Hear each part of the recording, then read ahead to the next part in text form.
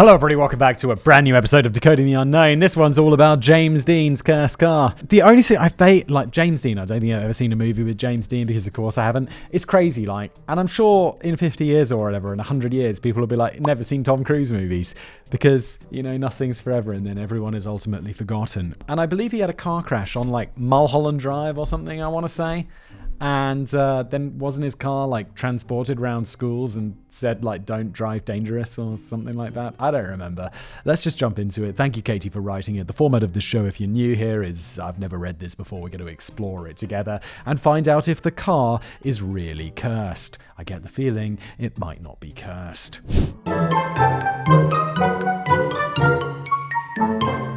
James Dean is one of those people who, because of his untimely death, has achieved icon status in our collective memory. Yeah, I've never seen a movie with James Dean, but I for sure know what James Dean looks like.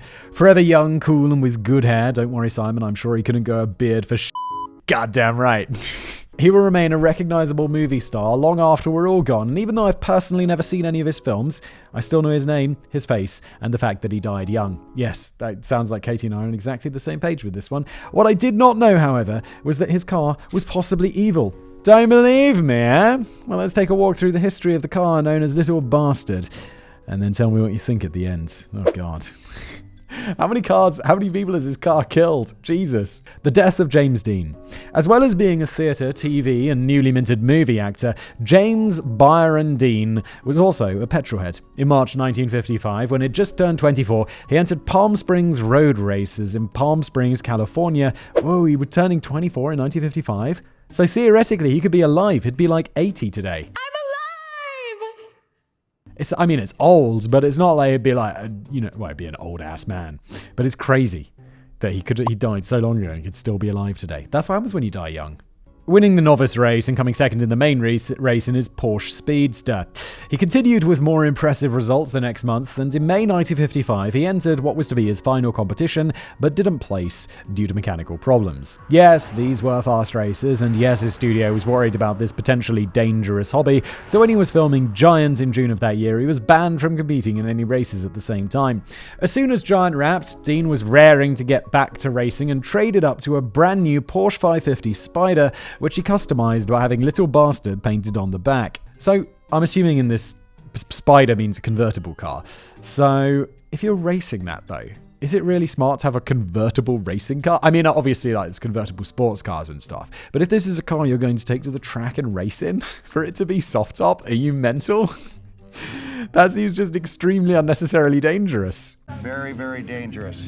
Depending on what you read, that was either an affectionate nickname between James Dean and a friend or an insult at him by a studio head, but either way, that's the name he decided to give his new wheels. I don't know if it's true or not, but there's a famous, collection series, group of pubs in the UK called Wetherspoons, and apparently the story behind the name of Wetherspoons is that was the name of the guy's business teacher, at university or whatever, is one of his lecturers, or maybe it was at school, his business studies teacher was called Mr. Wetherspoon, and so he named his pubs Wetherspoons just to throw it in the guy's face, which is maybe what James Dean's doing with this car, which is kind of like a legendary move.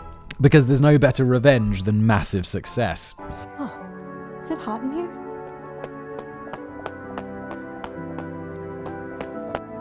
There were only 90 Porsche 550s ever produced, and they were very successful race cars, spawning copycat body designs ever since. James Dean took possession of his Spider in September 1955 and registered for the Salinas Road Race, which was taking place at the beginning of October. Because he hadn't had much time to get used to driving the car, it was decided that he'd drive up from Hollywood to Salinas, a distance of just over 300 miles. Usually racing cars would be transported from track to track, but in this case, Dean and his mechanic, Wolferich, rode up in Little Bastard, and Dean's friend Bill Hickman followed in the transport vehicle with Sanford Roth, a photographer. Things were going fine, apart from both vehicles being ticketed for speeding about 80 miles into the road trip. It wasn't even massively egregious speeding either. Dean was only going about 10 miles an hour over the 55 limit. Somehow, I'm just a little tangent here. Somehow, I don't think I had a speeding ticket my entire life. And then in the last 3 years, I've had 7. That's a lot, right? And I haven't got any, I've got 2 points on my license, and they might have expired, but they're all from cameras. And I've always just been going a little over the speeding limit. The only correlation that I can think of is now that when I'm driving, there are often kids in the car. And I just think I'm distracted by there being kids in the car that I don't pay as much attention to. And it's never like egregious speeding or anything. It's usually just like this, a little bit over the speed limit. It's usually like a really small fine. But I don't understand how I went. I think it must be like distracted driving. And I don't even realize I'm that distracted. But I clearly am, because maybe it's not 7, but it's at least 5 speeding tickets in the last 3 years. Whereas before I had none. And yes, of course, I use Waze because I'm not insane. If I didn't use Waze, I'd have like 100 speeding tickets. Later on at 5:15 p.m., Dean and Wiltherich got on what was known as Highway 466 at the time, although it's now called Highway 46. Speeding away from their friends in the following vehicle, Dean was unable to avoid a collision with an oncoming Ford Tudor that was left turning across his path. Oh, for some reason I thought this was on like that Mulholland Drive. But maybe that's just because it's the only place that, you get, because I've seen so many movies that you're familiar with like random roads in Los Angeles, like Mulholland Drive. I couldn't tell you where it was, but I know it's the name of a famous movie and I know it's in Los Angeles. Sunset Boulevard. What's another one? They always talk about the 405. Why do you know this? Why? It's because Hollywood is so pervasive. The driver of the Ford was only 23 and had the suspiciously fake sounding last name of Donald Turnipseed. Oh, Turnipseed. Turnipseed? Dean's small, lightweight car was sent cartwheeling down the road, with Turnipseed being shunted back onto the other side of the highway. Witherich was ejected from the car and actually survived the crash, which is why you should never wear a seatbelt. Just joking. Dean was trapped inside the car and died of multiple internal and external injuries shortly after his friend, Bill Hickman, arrived on the scene. Turnipseed walked away with not much more than a bloody nose. In an inquest that followed shortly after the crash, the verdict was given as accidental death with no criminal intent.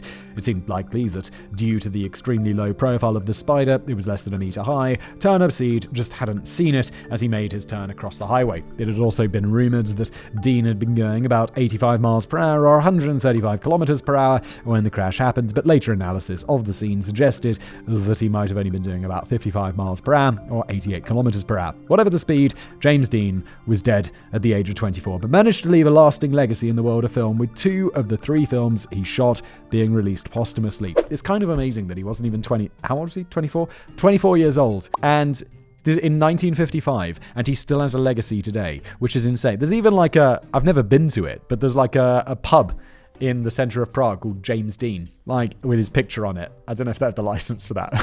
Probably not, right? And it's just like so many decades later.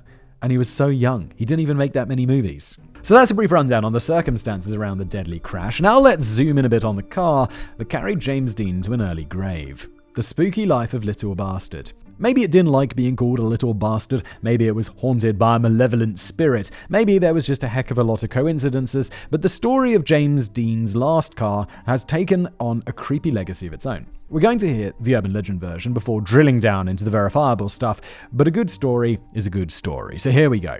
Let's start with a weird Hollywood cameo of movie superstar and Shakespearean darling British actor Sir Alec Guinness. In September 1955, he was out on the town and ran into James Dean at a restaurant. Dean was keen to show off his brand new spider, which he had literally only just taken possession of, so he dragged Sir Al out to the parking lot to take a look. Sir Al got a weird vibe from the car, came over all funny and solemnly intoned to the young actor that if he drove that car, he wouldn't be alive in a week. This sounds like urban legend creepypasta style. OG creepypasta with Alec Guinness. Maybe the force was with old Ben Kenobi, but that night, Dean, of course, didn't take any notice. To his cost. After the fatal crash, Little Bastard was an insurance write-off as it had been so badly damaged, bruh. When the dude in the car is dying from internal and external injuries after the car cartwheeled down the street, I don't know how valuable that car has to be for someone to be like, yeah, let's rebuild that. That's worth it. No chance. Especially like cars back in the day. Like small little fragile things. Although cars today have so much technology and airbags that I imagine they do get written off quite easily, right? Because it's like, yeah, but then we have to put back in 74 airbags. It's very complicated and expensive. I couldn't believe it, how much my car... I recently had an accident, not my fault. I wasn't even driving, my wife was driving, but it wasn't her fault. Someone just pulled out into us while we were driving down a road. It scraped like front quarter panel, driver's side door, rear side door, and the front quarter panel, you could have buffed that out. That could have been fine. So, like, we took it to it's a Volvo. We took it to the Volvo place where they fix the the cars and stuff where I get my like MOT done or whatever. And I'm like, hey, yeah, just dropping this off. And like, no, we don't, you don't have to talk about costs because I'm not paying for it. The police came and they were like, it's clearly the other guy's fault, blah, blah, blah. And so it's going on his insurance. And so I'm just not, I don't ask questions about like price. I'm just like, drop it off, make it like new, please. And so they do that. And I get a copy of the bill, which is charged to the other person's insurance company. It was, in pounds, it was $9,500, which is probably what, like $12,000-13,000? Whoa. And I'm like, if I had just taken that to some dude to like, it was like minor damage. I mean, but they were like, well, we had to replace the door panel. We had to replace the other door panel. Turns out the front lighting array, which seemed to be totally fine, needed to be replaced. And those things are mad expensive. And then they were like, well, then we had to respray it and all of this stuff. And I couldn't believe how much it cost compared to like, if it was my fault, and it was I wouldn't take it to my insurance because I want my no claims. I'd take it to some dude who's just going to like bang out those doors or find some like replacement doors for a few £100 and slap them on there. And hopefully the paint matches up enough because $9,500 is mad. Anyway, sorry about that. Fun tangent into my car accident. A racing contemporary of Dean's, Dr. William Eshrich, bought the remaining wreck and used the miraculously undamaged Porsche engine as his own Lotus, hilariously dubbing it POTUS. Hilarious. He also sold a few other little bastard bits and bobs, such as the transmission and a transaxle, to another rich Dr. Racing type friend and possible Simpsons character, Dr. Troy McHenry. At the next race, McHenry, using at least one transplanted part from little bastard, lost control, crashed into a tree and died at the scene. Estrich was involved in a crash in another car, totaled POTUS, and sustained horrible injuries. Okay, already we're well. Wait, this is the urban legend version of the story, though, right? So this is where it's supposed to be insane. Because that's a hell of a coincidence already. The remaining, although they are racing, they're amateur racers. Like, that is a dangerous thing. Professional racing's dangerous, and then it's like amateur racing is just getting people who don't really know what they're doing in fast cars. Doesn't sound very safe. That's very dangerous. The remaining wreck of Little Bastard made its way to George Barris, the owner of a car customizing business that, among other notable things, designed and built the original Batmobile for the Adam West show. As Barris was getting the remains of the Spider transported to his shop, it fell off the trailer, breaking a mechanic's leg. He then sold the two remaining good tires to someone in New York, but they both blew at the same time, wrecking the car.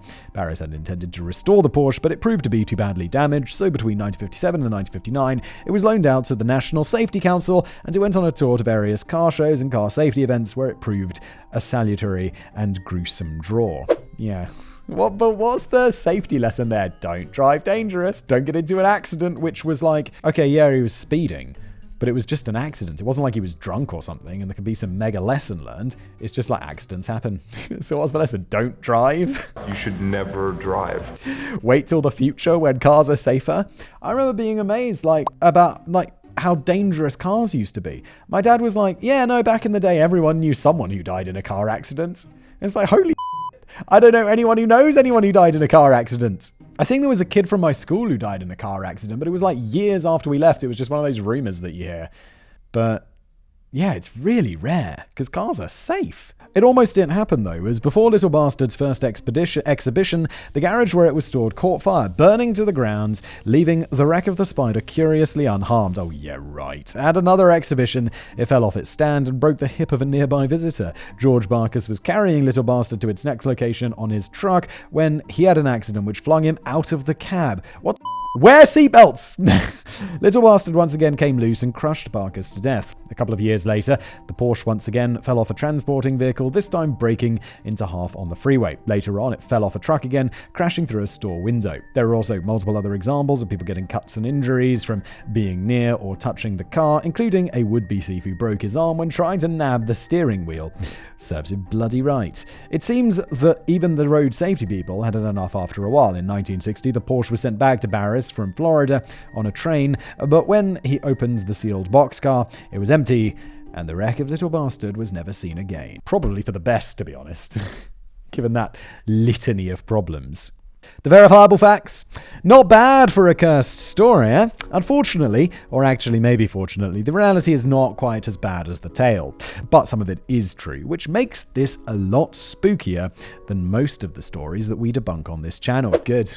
Most of the stories, it's just like, no, obviously not. Don't be silly. History Channel, what are you up to?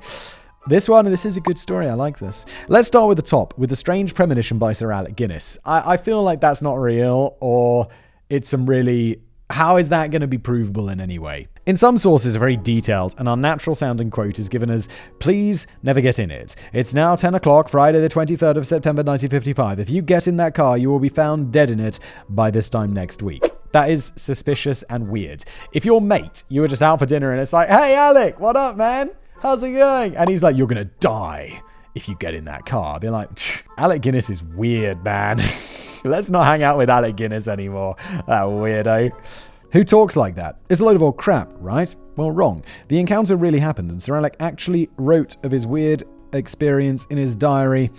"The sports car looks sinister to me. Exhausted, hungry, feeling a little ill-tempered in spite of Dean's kindness, I heard myself saying in a voice I can hardly recognize as my own, 'Please never get in it. If you get in that car, you'll be found dead in it by this time next week.'" Also, who writes in their diary like that?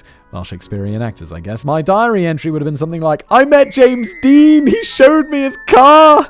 I told him he'd probably die in it, lol." Yeah, it's nicely written and, like, not real. I mean, for a regular person, obviously Alec Guinness, a little bit different.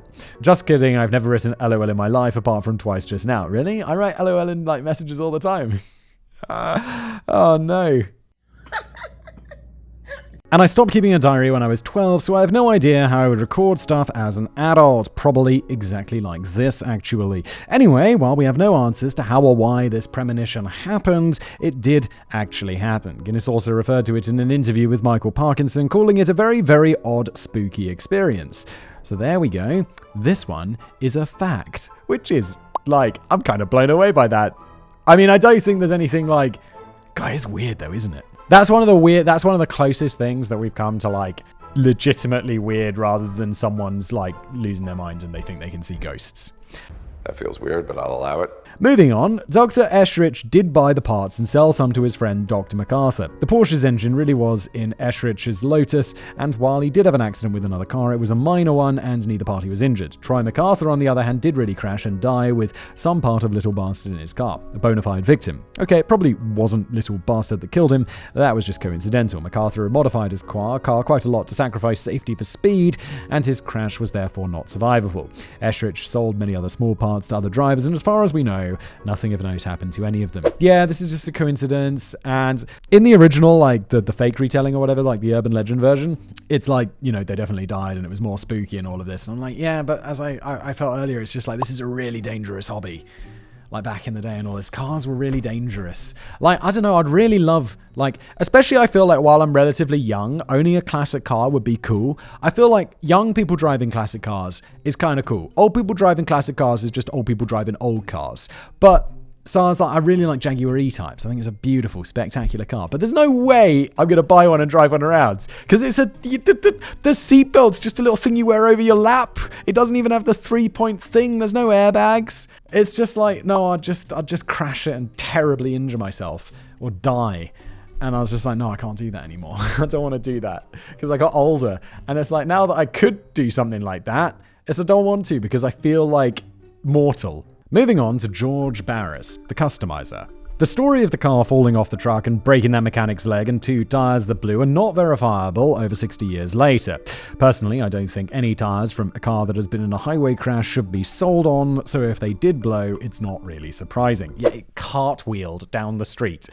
Those tires are going to be damaged. What about the driver that ended up bizarrely crushed by Little Bastard after somehow being ejected from his own truck? Again, no concrete proof that I found. His name has been given variously as George Barkus, Barkhuis, and Barkhuis, but there's no obituary or record of this death by cursed car, so I think that's just another made-up example that's been added to the tale. Same thing with the broken hip and various other injuries. The same stories are trotted out again and again, seemingly being confirmed by their mere repetition. Ah, the internet. Someone might very well have hurt themselves by touching the remains of the wrecked car. There probably were all kinds of sharp edges poking out, but this doesn't mean the car hurt them on purpose. It could also easily have fallen off display stands due to shoddy prep work or someone bashing into it or whatever. To be honest, I couldn't even confirm whether the whole display and exhibition part of the car James Dean died in was true. Really? That's the only thing I know about this hotel, and that might even be made up. Car customizer George Barris did have possession of it, but many people claim that because the original was in such bad shape, he created a replica of it, and that is what went around on the tour circuit. If this is the case, then it wasn't even Little Bastard creating all this mayhem, it was just a replica. It's actually thanks to George Barris that this legend really exists at all. In 1974, a biography of Barris came out called Cars of the Stars, and it's from this book that most of the information about the curse of Little Bastard came. We could say for certain that Barris exaggerated or even just made up a lot of the story to keep up interest in the myth of the car. The fire, for example, that burned down a garage but left the Porsche untouched did not happen. Yeah. To the surprise of nobody.